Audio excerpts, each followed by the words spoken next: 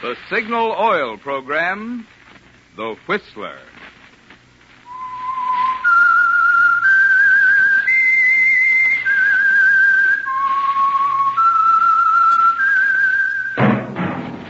That whistle is your signal for the Signal Oil program, The Whistler.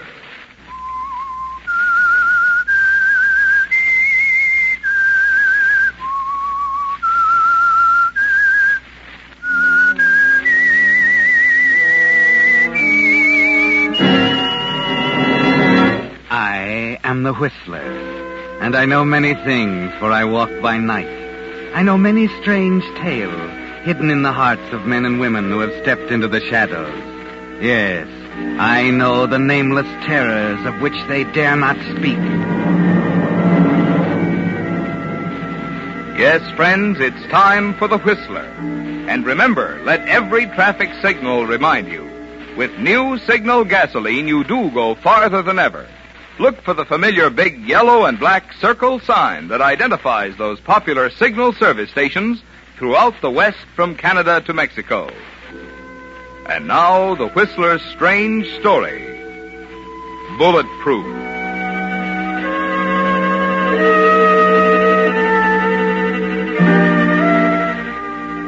The country's largest news magazine wrote him up under crime, described him as massive, soft-spoken, methodical. Howard Martine was all of these and more.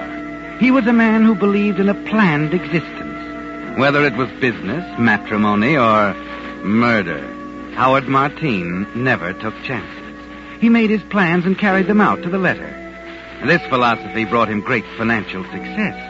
And it brought him a wife who was young and beautiful to look at, and who hated him with all her heart. That's you, Andrea? Yes. How's your headache? What? Your headache. That's why you went to your room, isn't it? Oh, yes. It's better, thank you. Howard, I've come to a decision about... Us, my dear? Yes. I'm going away. Oh, now, really, Andrea, we've been all over that before. I'm getting a divorce, Howard. There's nothing you can do about it. You make it very difficult for me, Andrea. After I explained I can't afford to lose you just now. No, it wouldn't be good for business, would it? Exactly. Oh, that sounds very callous, I suppose. Well, I was in love when I married you, Andrea. In my own peculiar way, I tried hard. I imagine we both tried. But quite apart from that, my marriage to you was the best merger I ever closed.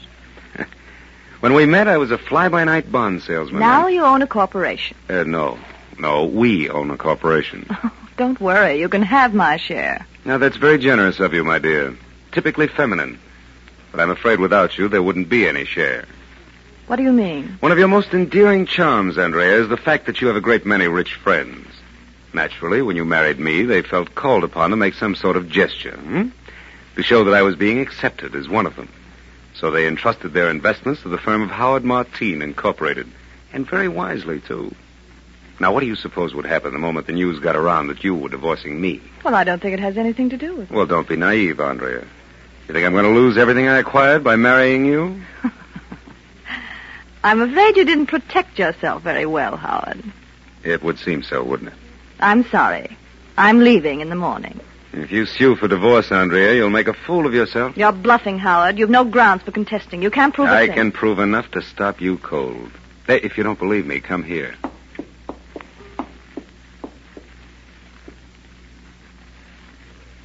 What's that?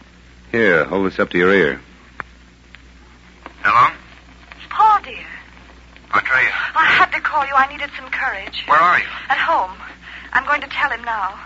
Oh, Paul, what if he refuses? There's nothing for him to refuse. But he's told me he'd contest. He can't. He doesn't know about us.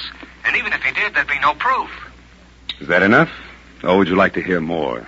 You know, I have quite a collection. It was just a matter of tapping the dictaphone into the private telephone in your room. Every time you got one of your headaches and went upstairs, I threw a little switch down here. Now I have a record of all your headaches. So, that's your proof. It is. Any one of these dictaphone records is enough to throw your divorce suit out of court. Very clever of you, Howard. I had no idea you suspected. Well, what are you going to do? We'll go on exactly as before, Andrea. Your life is your own, my dear. I make only one demand. That you'll remain in this house as my wife and continue to entertain our friends or clients, whichever you prefer. For the greater glory of Howard Martine Incorporated. And what if I refuse? I'm afraid you have no alternative. Is there some joke, my dear? Oh, yes, Howard. And it's on you. I'll show you what alternative I have. When I get through with you, you'll beg for a divorce. That's a rather embarrassing prospect. I'll go to them, Howard. I'll go to every one of my rich friends, as you call them, tell the entire story. The truth, Howard. How you married me for their money. How you recorded my phone conversations. Yes, I'll even tell them about Paul. Don't be a fool, Andrea. Would I? Remember, they're my friends, loyal to me. They gave you their business for my sake. You said that yourself. And when I tell them to take their business elsewhere, they'll do it, whether I'm married to you or not. That would mean exposing yourself. You wouldn't. Oh, wouldn't I? Let me see. Who's your biggest account? Martin Whitford, isn't it? Well, Marty and I grew up together. He'll do anything for me. What do you think will happen to your precious corporation when the others discover Whitford's pulled out? I could even phone him now. Wait, get away from that phone. Well? Let me think it over. I'll, take those dictaphone records first, if you don't mind. They're in that box. Thank you.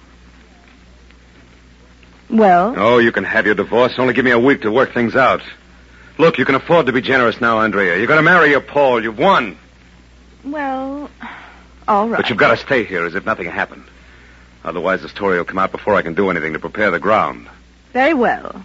I'll stay. But no longer than a week. Thank you, Andrea. That'll be time enough.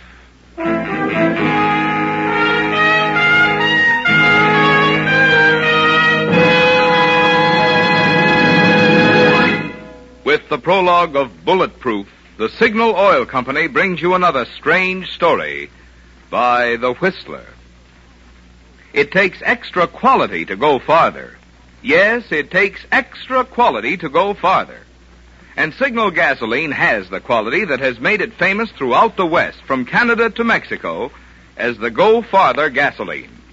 But even more important to you than Signal's good mileage are the performance features in Signal gasoline which make that mileage possible. You see, by rearranging the atoms in gasoline molecules, science gave new Signal gasoline quicker starting, faster pickup, and quieter, higher anti-knock.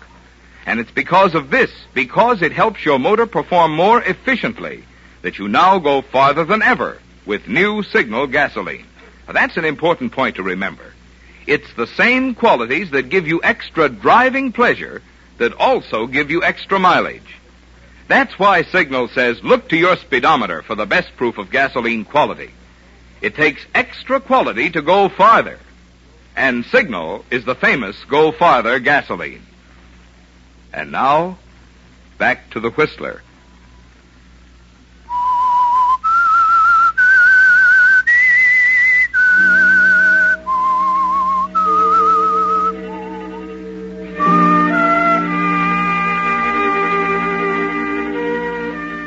It was like a game of chess, wasn't it, Howard?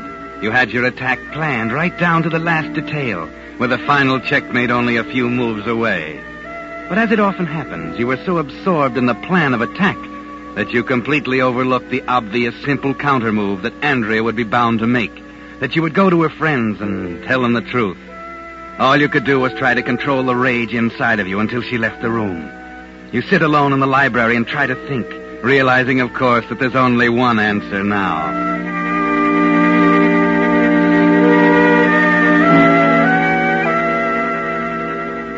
It's midnight when you decide you'll have to stop thinking about it for the time being. You have a week left, and your brain will be clearer in the morning. There's an evening paper on the table next to the chair, and you pick it up. Glance at the headlines on page 1. An article in the right-hand column catches your eye. Suspect confesses in nightclub killing. Ernest Krug, booked on suspicion yesterday, finally broke down under intensive questioning at police headquarters. The case marked another triumph for Inspector William Conrad of the Homicide Department, who followed his usual routine in shooting cases by first concentrating the department's entire effort on the bullet found in the victim's body. Yeah, that's it. Good old Inspector Conrad, the ballistics boy.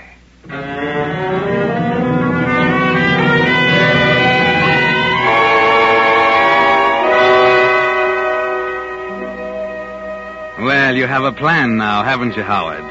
The next morning, you're quite chatty with Andrea over the breakfast table. Of course. There's no point in holding grudges, is there? Particularly since the poor girl hasn't much of a future. You begin by dipping into your past, the shadowy past of a one-time confidence man named, not Martine, but Marin, Joe Marin. That was your name in the old days when you used to play around on the fringe of the law, always ducking out just in time to let the other fella take the rap. As Joe Marin, you pay a visit to an old friend in his dingy little gun shop in the slums of the city. What'll you have? Hello, Sam. You went up on me, mister. Oh, you're not forgetting your old friends, are you? Marin. Joe Marin. That's better. It's been a long time, Sam. Almost 8 years. From where I sat, it felt longer. Oh, that little stretch of yours hasn't done you any harm? Nah, I had the time of my life. Kept wishing you was with me. Oh, I got out from under, Sam, and you didn't quite.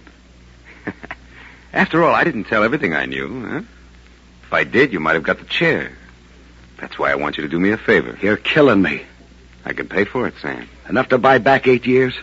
You always were a man for a grudge, but you're an expert gunsmith, and I need you. I want you to fix this 45 so it'll shoot 22 caliber slugs. It's, for a friend of mine. I'm learning something new every day. What's the idea? You're not supposed to know why, Sam. Only how. Well? Looks like a waste of good gunmetal to me. Let's see the rod. Can you do it? Yeah, I can do it. But I ain't gonna. No? Why not?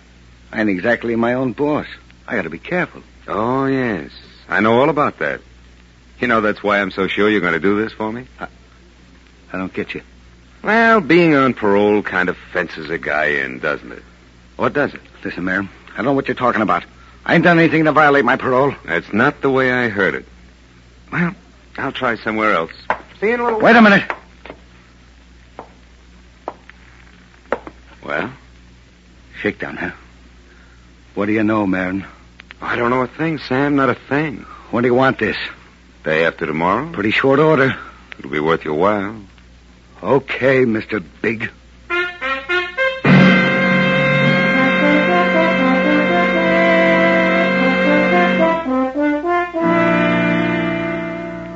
Patience is your strong suit, Howard. 2 days of waiting.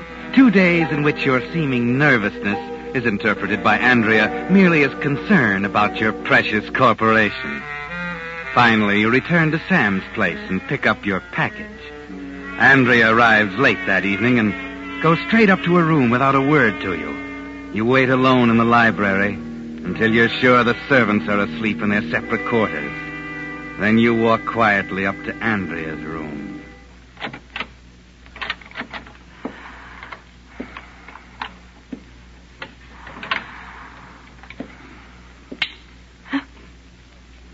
Who's there? Don't be frightened, dear. It's only your husband. What do you want? Just a final plea, Andrea. Are you quite certain you want to go through with the divorce? Did you wake me up in the middle of the night to ask me that? Oh, it's only half The answer is yes, Howard. Now, please leave me alone. You won't reconsider? Good night, Howard. Well, I tried. I did everything in my power Howard, what to... are you doing? Howard! No!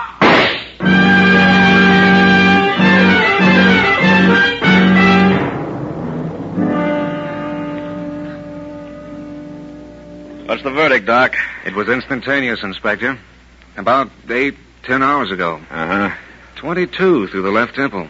I'll want that bullet, of course. I have it for you this afternoon. All right. The room looks like it was hit by a cyclone. What do you suppose they were after? No, jewels, mostly. And they got them. Oh, by the way, we're not saying anything about the jewelry to the papers.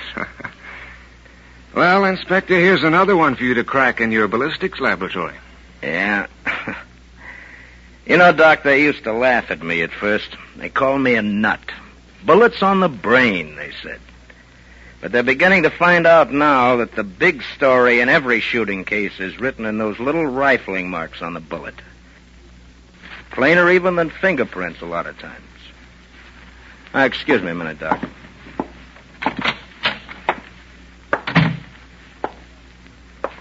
I just got the doctor's report, Mr. Martin. Oh, yes, Inspector?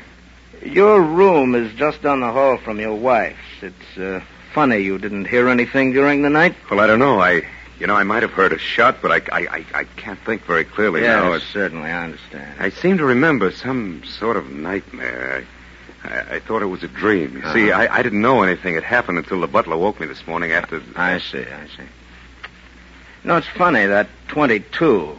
It's a woman's weapon. Never heard of a second-story man packing anything less than a .38. Oh, Mr. Martin. Yes? This Army 45 of yours here in the trophy case, is this the only gun in the house? Oh, of course, Inspector. If you have any doubt, you may search the house, perhaps the servants. That's 45, all right. You want to take it with you, Inspector? I can remove it from the case. No, it's not necessary. This job was done by a .22, and I think you can forget the servants. This looks like an outside job, start to finish.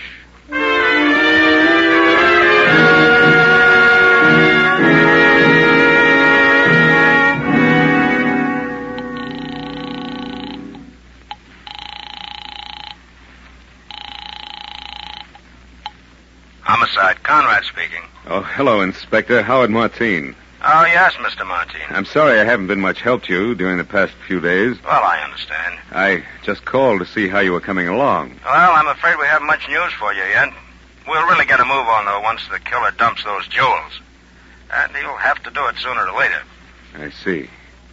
Well, thanks very much, Inspector. Call me if there's anything I can do, huh? I certainly will. Good night. Good night. So far, so good. Pardon me, sir. Yes, Edward, what is it? There's a gentleman in the library. Who is it? I don't know his name, sir. He was quite insistent. All right, Edwards, thanks.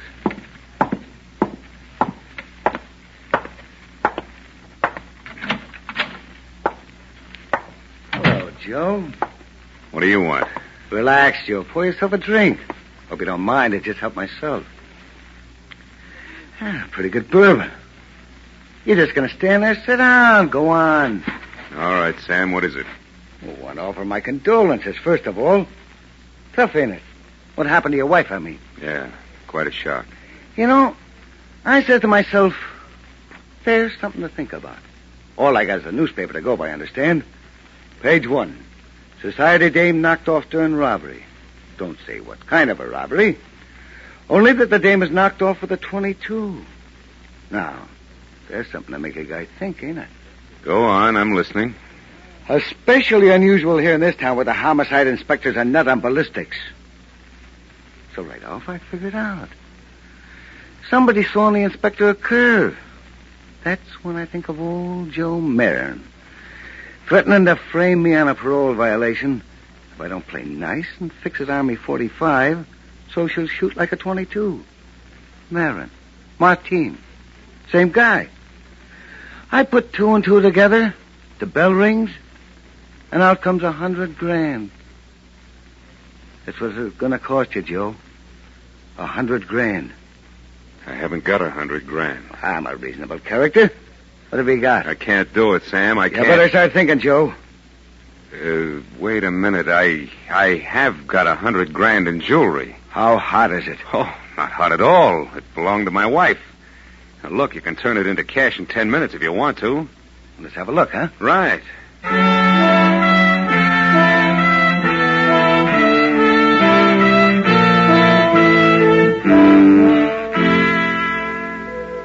There's a way out of this one, too, isn't there, Howard? The paper said nothing about the stolen jewelry. And by the time Sam finds out, he'll be behind bars as the number 1 suspect. Meantime, you can find another gunsmith somewhere and have the incriminating .22 caliber barrel removed from the .45 Army automatic in your trophy case. Then it won't matter how much Sam talks. He has a record. He was caught with the goods. No one will believe him in a million years. Yes, Howard, you found a way out. Well, what do you think, Sam? Diamond brooch? Pearls? If it's hot, so help me, I'll kill you. Oh, don't worry. You won't have any trouble. You'll get more than your $100,000. Thanks.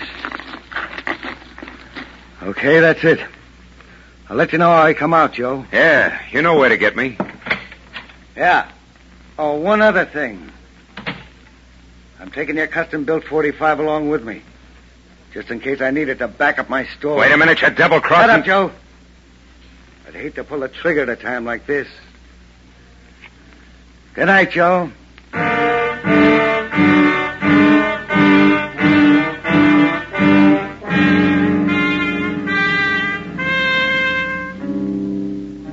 He's gone, and there's nothing you can do now, Howard. Once again, you became so wrapped up in your own plans, you forgot the obvious countermove. This time, the Army 45 in the trophy case, Sam's ace in the hole. You spend an anxious evening. It's late now, and you sit alone in the library trying to think. The house is quiet, with an occasional sound from the pantry where Edward the butler is polishing silver. And then... Who is it? Who's there? Take it easy, Joe. This thing might go off in my hand. Sam. What are you doing? Shut up. Open the window. It's cold out here on the balcony. Yeah, okay.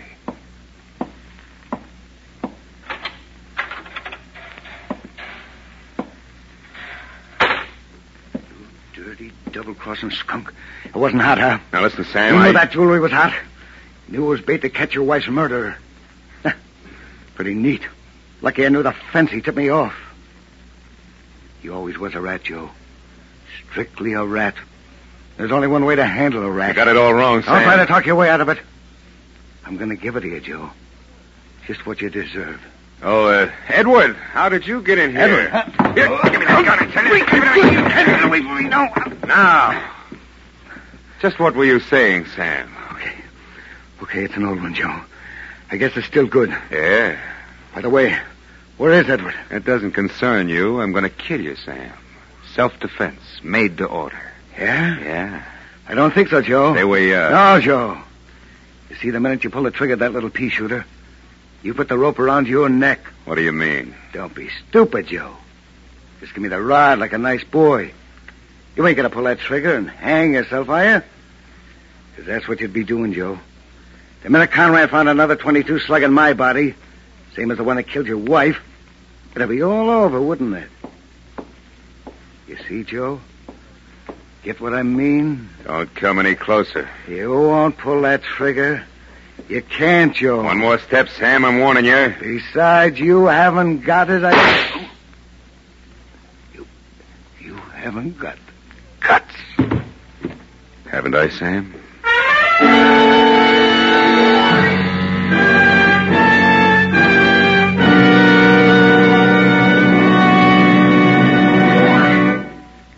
The Whistler will return in just a moment with the strange ending of tonight's story.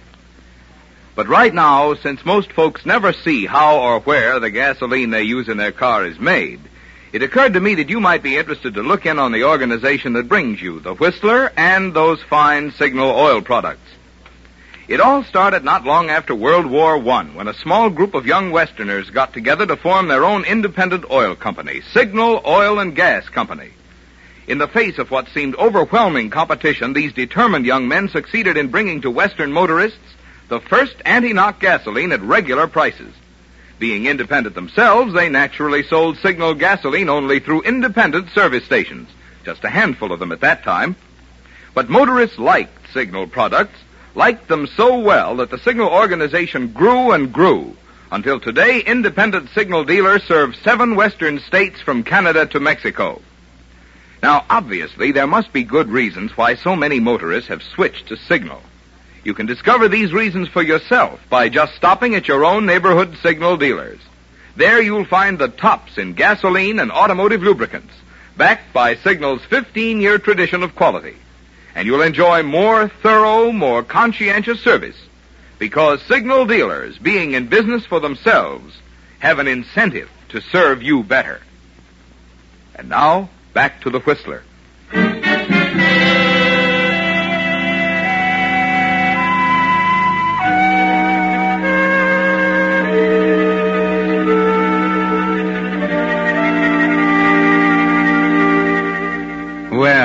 But he's dead now, isn't he? Quite dead.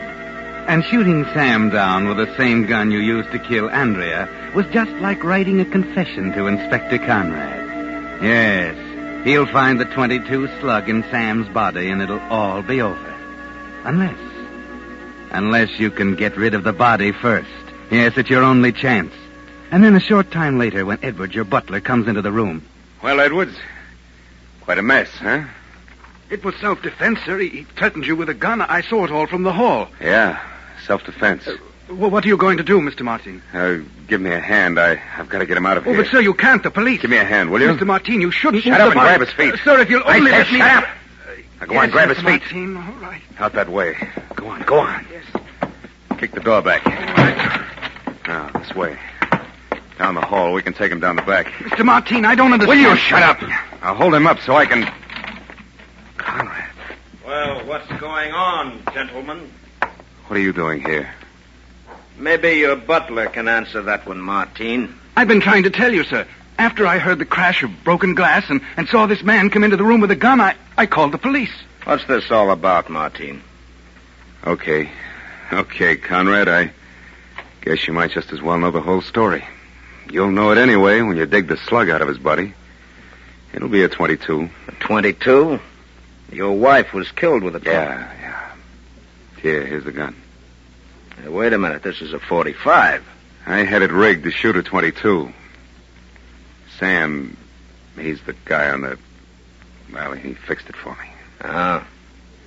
So that's the way you worked it, huh? Maybe he came to see you tonight for a little dough to keep him quiet. And you shot him with the same gun you used to kill your wife, huh? Yeah. And it's too bad you couldn't have used another gun on him. Might have been a nice case of self-defense that way. Sure. But I knew when you found the .22 slug Yeah. Now, let's see how your buddy fixed this gun. What's the matter? I think you're going to be in for a rather unhappy surprise, Martin. What do you mean? You shouldn't have been so quick to spill your story. Apparently, your friend Sam here realized it wasn't such a good idea to carry a rigged .22 job around. So he changed it back to a .45. What? That's right. The slug you pumped into this man wasn't a .22, Martin. It was a regular .45.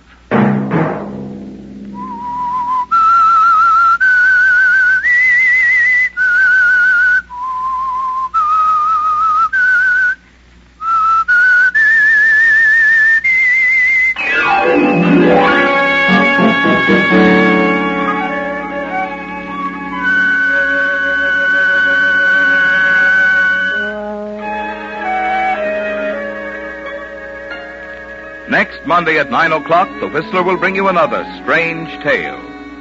The Whistler is broadcast for your entertainment by the marketers of Signal, gasoline, and motor oil and fine quality automotive accessories, and by your neighborhood Signal dealer. Featured in tonight's program were Gerald Moore and Mary Jane Croft. This program, produced by George W. Allen, with tonight's story by Kenneth Harvey, music by Wilbur Hatch, is transmitted to our troops overseas by the Armed Forces Radio Service.